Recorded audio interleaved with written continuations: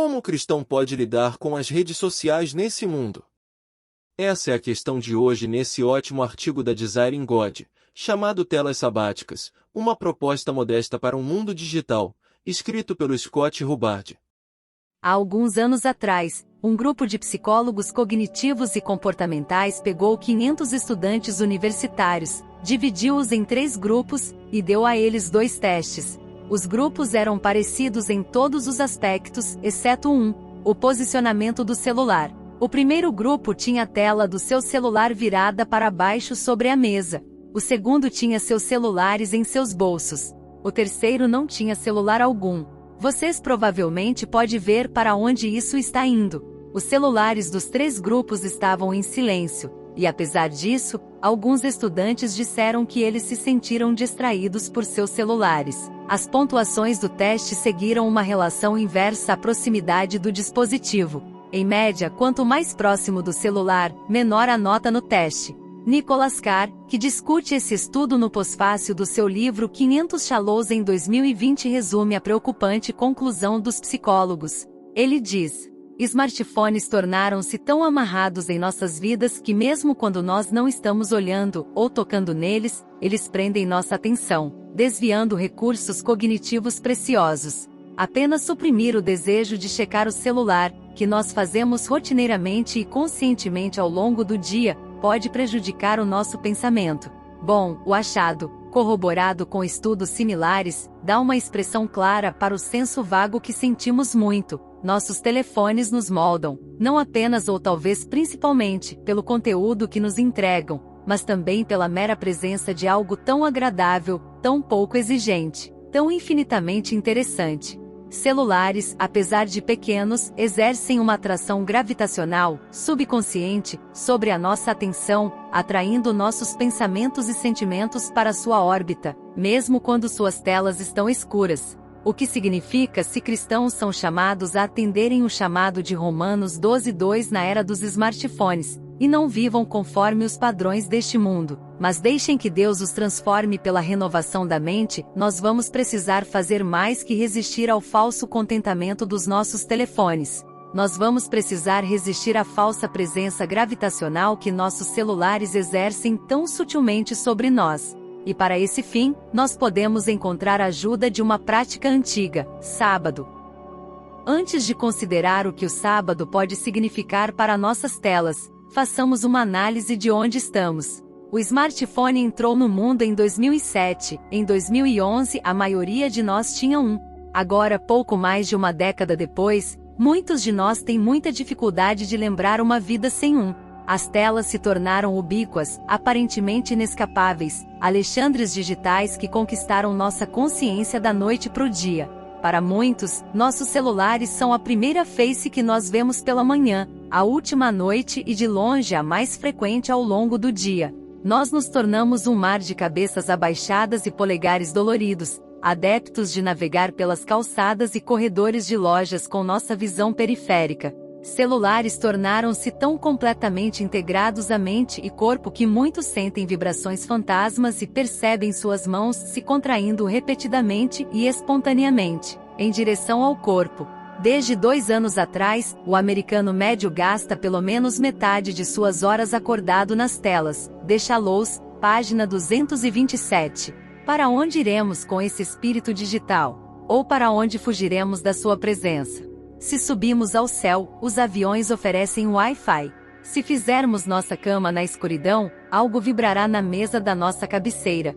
Se tomarmos as asas do amanhecer e habitarmos no mais profundo mar, até ali a cobertura 5G nos manterá ao alcance. O formidável domínio de nossos celulares pode não ser um problema se soubermos que uma existência saturada das telas melhorou nossa qualidade de vida e nos ajudou a seguir Jesus com mais fidelidade. Infelizmente, nós temos muitas razões para pensar que não. A ironia que não me escapa é que eu estou olhando para uma tela, e provavelmente você também.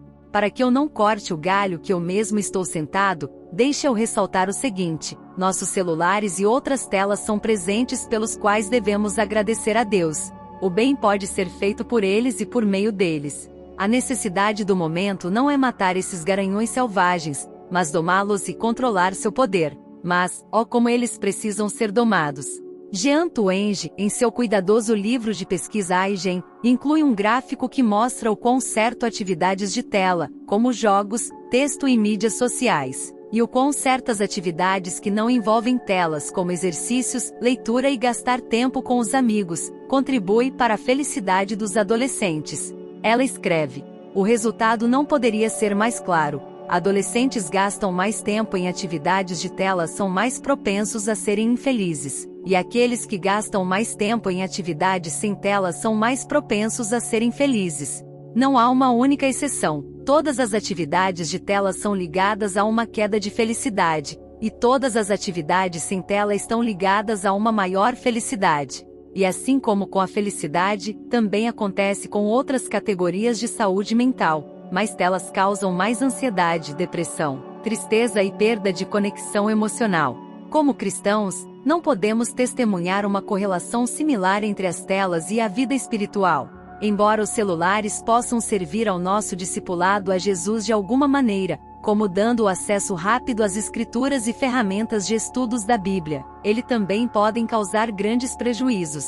Em vez de nos ajudarem a meditar, eles frequentemente nos interrompem, tomam nossa atenção para outro lugar e cultivam hábitos de leitura superficial. Em vez de nos ajudar a orar, eles frequentemente preenchem os espaços em branco nos nossos dias. Em vez de nos ajudar a evangelizar, eles frequentemente lançam nosso olhar para baixo quando passamos pelos nossos vizinhos.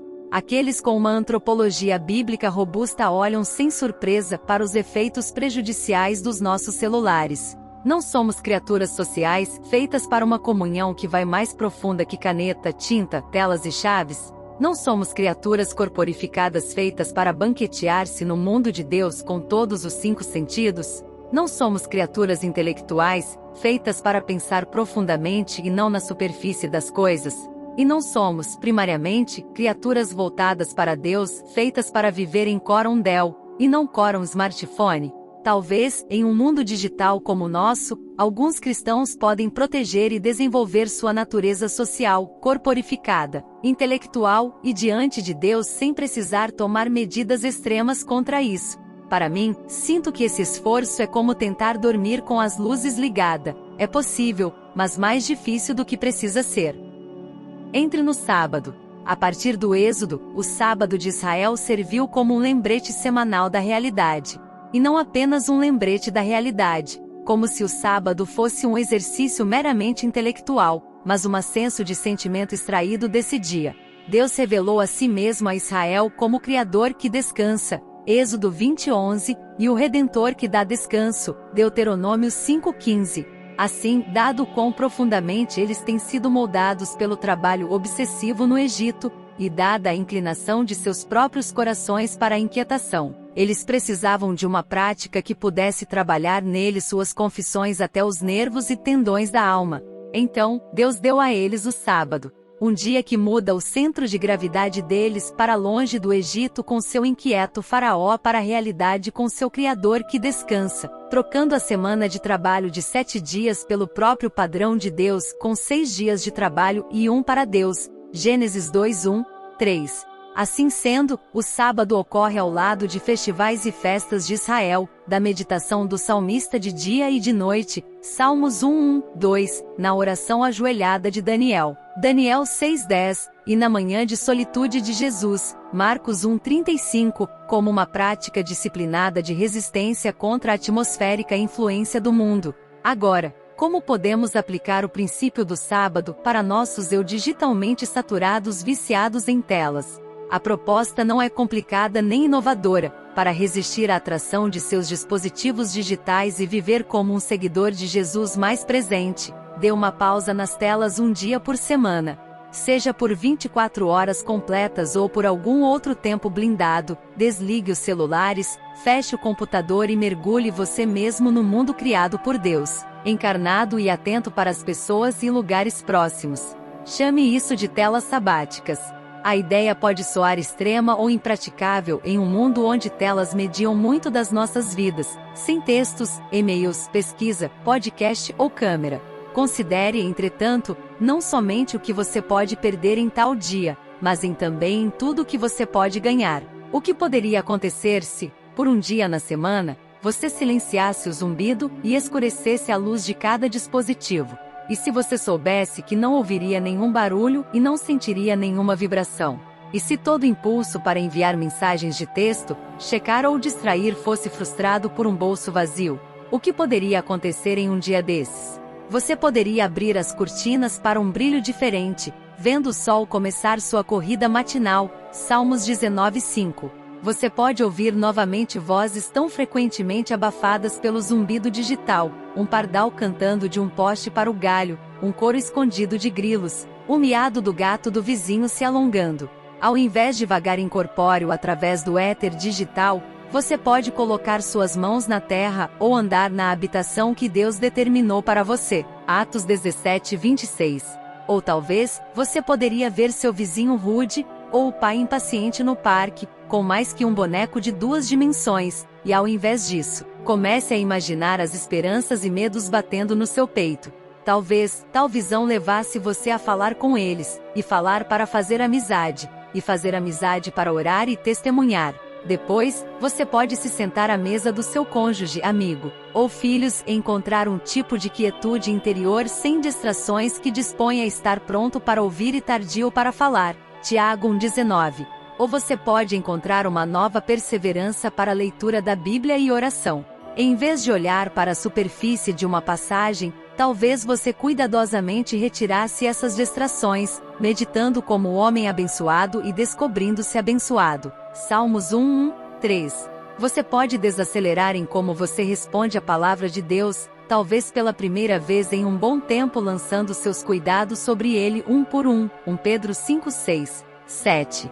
Você pode sentir um exalar da alma. E quando chegar a hora de ligar o telefone de volta, você pode descobrir que você levou consigo parte desse descanso do 7º dia com você.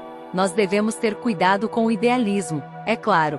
Um dia sem telas ainda é um dia em um mundo caído, um dia quando em que nossa carne se recusa a descansar e nós às vezes encontramos, para o nosso desânimo, nossa atenção dispersa e nossa devoção a Deus superficial. Certamente na antiga Israel, os piedosos às vezes se despediam do dia de sábado ainda inquietos. Às vezes, entretanto, o sábado semanal fez algo para aqueles que receberam por fé, lentamente os recalibrou em direção à realidade centrada em Deus, enviando o espírito repousante do 7º dia para os 6 seguintes. E o mesmo pode acontecer às telas sabáticas. Tirar um tempo disciplinado longe das telas pode não ser o único caminho para viver em um mundo digital sem estar se conformando a isso, mas é um bom caminho. Ao longo do tempo, a atração gravitacional de nossos telefones pode enfraquecer, e nós podemos nos ver atraídos por uma órbita diferente e muito melhor, o sol brilhante e vivificante do próprio Deus.